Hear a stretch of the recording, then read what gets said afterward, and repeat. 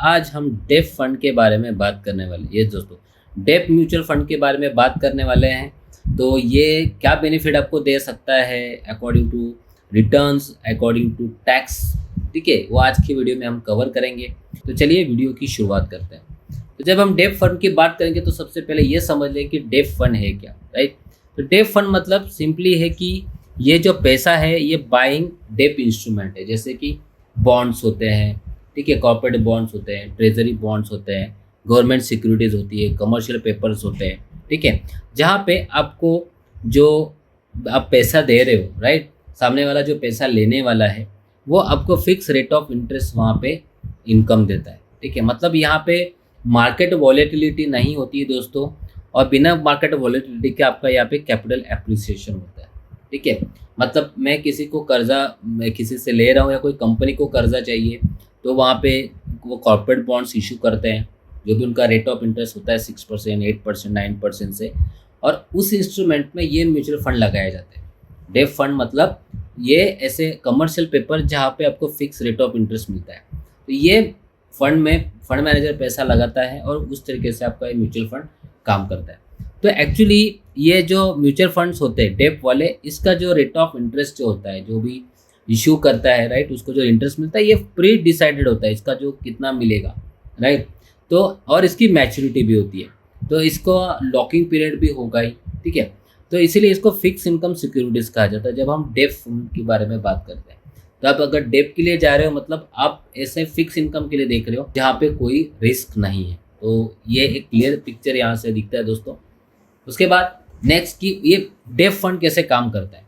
तो सबसे पहले ये डेफ फंड मतलब जब डेफ फंड में पैसा लगाते हैं तो उसके क्रेडिट रेटिंग एजेंसी जो है उसको जो रेटिंग करती है, वो रेटिंग के हिसाब से उसमें पैसा लगाया जाता है। जैसे होता है AAA हो गया, ठीक है, या फिर AA हो गया, ठीक है। तो ये रेटिंग जो होती है उसकी जो आप कह सकते हो गारंटी, जिसे आप कह सकते हो कि मैंने पैसा लगाया तो मेरा पैसा कितना सेफ है, या उसने अभी तक कितना रेगुलर पेमेंट दिया है लोगों को, उसके ऊपर डिपेंड करता है। तो इस तरीके से उसकी जो है रेटिंग डिसाइड होती है, ठीक है। तो यहाँ पे रेटिंग की वजह से आपको क्या पता चलता है कि आपकी रिस्क जो है डिफ़ॉल्ट होने की, ये पता चल जाती है, ठीक है। हमेशा ये चैलेंज होता ही है क्योंकि यहाँ पे जब आप डेफ फंड में डाल रहे हो तो रिस्क जो होता है आपका इंटरेस्ट चेंज का रिस्क होता है। तो अगर उसने पैसा नहीं दिया तो, ठीक है। तो फंड मैनेजर क्या करता है दोस्तों, यहाँ पे आपका जो पैसा है हाई रेटेड क्रेडिट इंस्ट्रूमेंट में लगाता है, ठीक है। ये हाई क्रेडिट रेटिंग मीन्स क्या हो गया कि वो जो इंस्ट्रूमेंट है आपको जो इंटरेस्ट है ये रेगुलर दे रहा है, that's it, on your principal amount, ठीक है।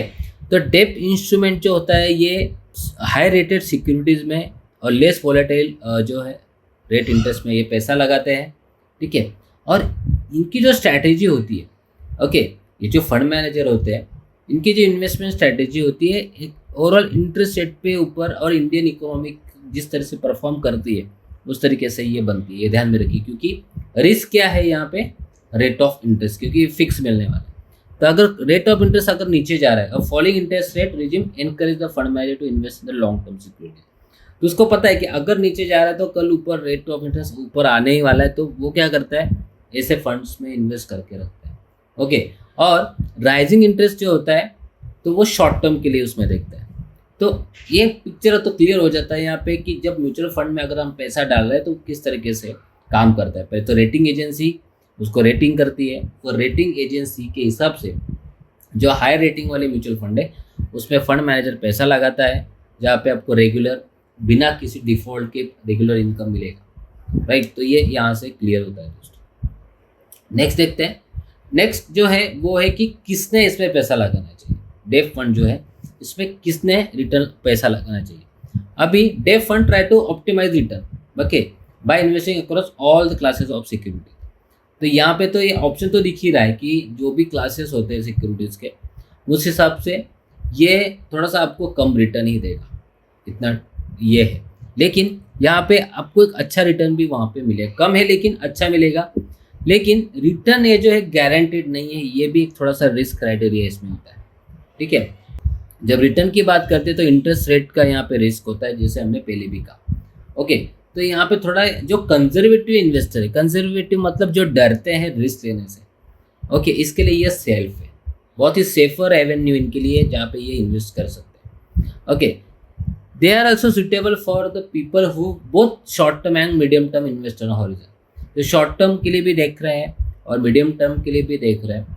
ठीक है, ज़्यादा पैसा उनको ब्लॉक नहीं करना है और एक अच्छा सा रिटर्न भी चाहिए, तो 3 to 5 ईयर्स में एक अच्छा रिटर्न उसको यहाँ से मिलता है, क्योंकि इनके भी शॉर्ट टर्म्स फंड होते हैं। मतलब शॉर्ट टर्म्स मतलब आप निकल सकते हो पैसे लेके इस तरीके से।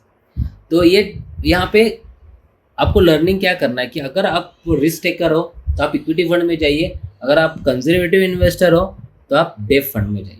इतना यहाँ से ये क्लियर होता है दोस्तों। ठीक है, नेक्स्ट देखते हैं कि शॉर्ट टर्म डेट फंड और मीडियम टर्म डेट फंड क्या है। ठीक है, अभी यहाँ पे देखेंगे हम शॉर्ट टर्म के लिए जब बात करेंगे तो ये लिक्विड होते हैं, ये याद रखिए, आप कभी भी बाय करके सेल कर सकते हैं। ठीक है, तो जैसे आप सेविंग बैंक में पैसे रखते हो तो वहाँ पे कैसे आपको 5% रेट ऑफ इंटरेस्ट मिलता है, राइट। आप रखिए ना रखिए तो आपको मिलने ही वाला है। तो वैसे ही ये उससे अच्छे रिटर्न आपको दे सकते हैं, लिक्विड होते हैं, कभी भी आप इसको बेच सकते हो। और इसमें एफडी से ज़्यादा रिटर्न मिलते हैं, sorry not FD, saving bank से ज़्यादा रिटर्न्स मिलते हैं, 7 to 9%। ओके, जब भी आपको कुछ इमरजेंसी लगती है तो आप वो बेच के पैसे विड्रॉ कर सकते हैं। वही अगर मीडियम टर्म के लिए डेट फंड के लिए देखेंगे तो अगर आप एफडी कंपेयर करते हो 5 साल की एफडी के लिए, तो इससे तो डेट फंड आपको अच्छे रिटर्न दे रहा है, ये ध्यान में रखिए। ओके, क्योंकि उनका रेट ऑफ इंटरेस्ट ज़रा सा हाई होता है। तो अगर आपको रेगुलर इनकम चाहिए स्टॉक मार्केट से तो आपको मंथली इनकम प्लान जो है ये बहुत ही गुड ऑप्शन है आपके लिए, जो इन्वेस्टमेंट डेट फंड में आती है। तो investment in debt fund is ideally for risk averse investor, मतलब कंजर्वेटिव इन्वेस्टर जो सिक्योरिटी मार्केट में नहीं जाना चाहते और ज़्यादा उनको वहाँ पे रिस्क नहीं लेना है।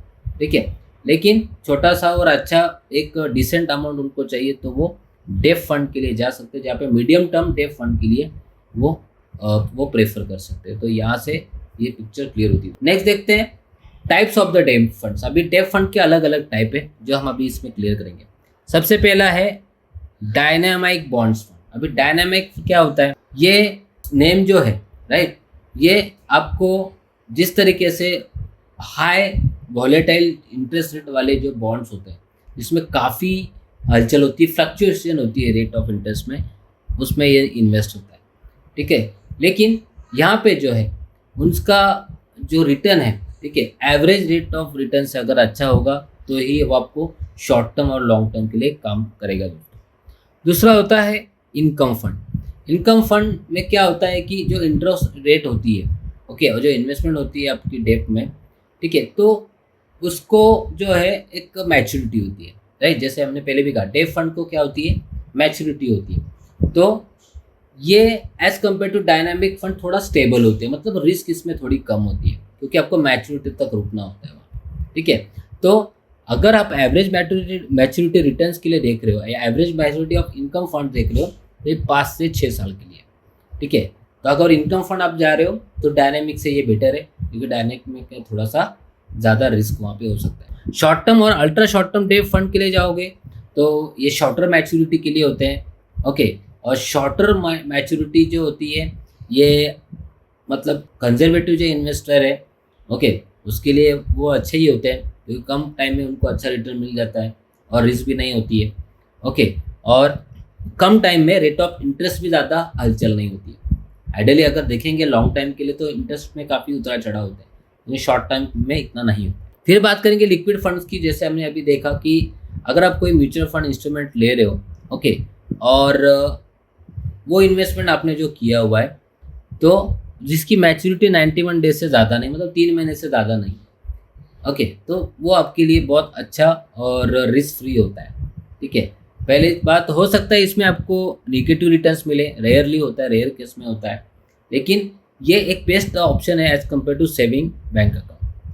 तो इतना ध्यान में आपको रखना है क्योंकि रिटर्न ज़्यादा है as compare to bank account. ठीक है, तो इस तरीके से आप इसको यूज़ कर सकते हो।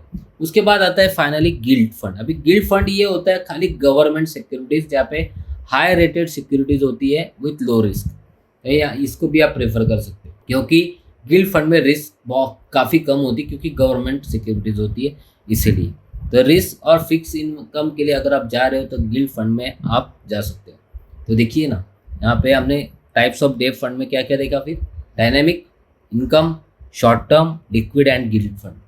तो ये देखना भी जरूरी है। डेट फंड मतलब ऐसा नहीं कि पर्टिकुलर एक ही होगा, तो इसका भी उसके रिस्क और वॉलेटिलिटी और रिस्क जो रेटिंग है उसके हिसाब से भी उसको वहाँ पे उन्होंने डिफ्रेंशिएट किया हुआ है। ठीक है, उसके बाद क्रेडिट अपॉर्चुनिटी फंड भी आता है। अभी ये है क्या, ये थोड़ा सा न्यू है पुराने फंड से, लेकिन इसमें होता क्या है, जैसे मैच्योरिटी पे आपको इन्वेस्टमेंट मिलता है, राइट।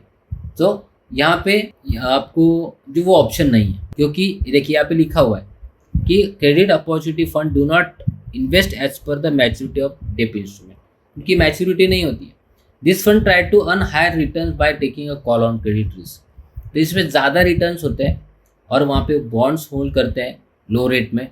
ठीक है, मतलब समझ लीजिए ना, जैसे कि हमने देखा कि कॉन्ट्रा फंड देखा इक्विटी में, वैसे ये Contra type credit opportunity fund होता है जहाँ पे लो इंटरेस्ट रेट पे ये लोग इन्वेस्ट करते हैं, एक्सपेक्ट करते हैं कि ज़्यादा रिटर्न इसमें मिलेंगे। ओके, तो ये थोड़ा सा नहीं, काफ़ी हद तक ये रिस्कियर होता है अगर नहीं दे पाया तो। उसके बाद आते हैं फिक्स मैच्योरिटी प्लान, जहाँ पे ये क्लोज एंडेड होते हैं, मतलब इसकी मैच्योरिटी होती है। ये लिक्विड फंड जैसा नहीं है कभी भी लिया और बेचा। ये फिक्स मैच्योरिटी फंड जो है ये क्लोज एंडेड है, मतलब इसका मैच्योरिटी का टाइम फिक्स है। ओके, तो ये भी एक अच्छा इन्वेस्टमेंट ऑप्शन है आपके लिए। ये इन्वेस्टमेंट होती है आप बॉन्ड्स में और गवर्नमेंट सिक्योरिटीज में। तो फिक्स मैच्योरिटी इनकम प्लान जो होते हैं, इनका टाइम हॉराइजन जो होता है, पूरा टाइम हॉराइजन फिक्स होता है। ओके, जिसके लिए आपका पैसा जो पूरा ब्लॉक होगा, और ये time horizon may be month होगा या फिर ईयर्स होगा। ओके, तो जब ये स्टार्ट होते हैं तो उसी समय ही आपको इसमें निवेश करना पड़ता है। तो it's like a fix deposit, जैसे आपका एफडी का रेट है उस तरीके से, कि ये रेट में आपने एफडी डाल दिया था 5 साल के लिए, तो वो उससे हिसाब से आपको 5 साल के लिए रेट ऑफ इंटरेस्ट मिलेगा।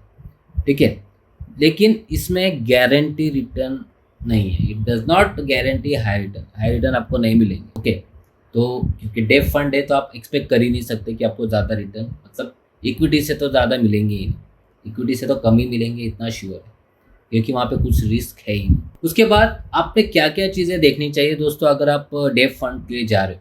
सबसे पहले जैसे अभी हमने देखा रिस्क, उसमें देखा रिटर्न, उसके बाद कॉस्टिंग और इन्वेस्टमेंट हॉरिजॉन। ये सिंपल चीज़ है। रिस्क ज़्यादा लेनी है तो इक्विटी में जाइए, बिल्कुल नहीं लेनी है तो डेट में आइए। डेट में भी अलग अलग, जैसे हमने भी देखा। रिटर्न में ले जा रहे हो, रिटर्न ज़्यादा चाहिए तो इक्विटी ऑप्शन है ही, अगर कम चाहिए और गारंटेड चाहिए फिर आपको डेट के लिए जाना पड़ेगा, जैसे हमने देखा गिल्ड फंड।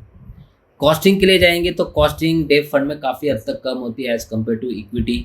इक्विटी में फंड मैनेजर उसके चार्जेस लेता है, ठीक है, इसलिए हाई रेशो होता है वहाँ पे। कॉस्टिंग डेट फंड में काफ़ी कम होती है, तो मतलब थोड़ा सा पैसा आपको अच्छा सा वहाँ से बच जाता है। और इन्वेस्टमेंट हॉरिजॉन ये बहुत इंपॉर्टेंट है कि डेट फंड में जा रहे हो तब कितने साल के लिए, कितने महीने के लिए देख रहे हो, ये भी देखना बहुत इंपॉर्टेंट है। उसके अकॉर्डिंगली आपको जो है दोस्तों बेटर रिटर्न मिलेंगे, तो ये आपको ध्यान में रखना है। उसके बाद फाइनेंशियल गोल क्या है, मैंने जैसे पहले भी कहा, अगर आप फाइनेंशियल गोल आपके बड़े हैं तो आप इक्विटी फंड के लिए जाइए, और आपके फाइनेंशियल गोल छोटे हैं तो फिर आप डेट के लिए जाइए। टैक्स ऑन रिटर्न ये अलग अलग तरीके से आएगा, ठीक है, क्योंकि डेट फंड ये टैक्सेबल ही होते हैं।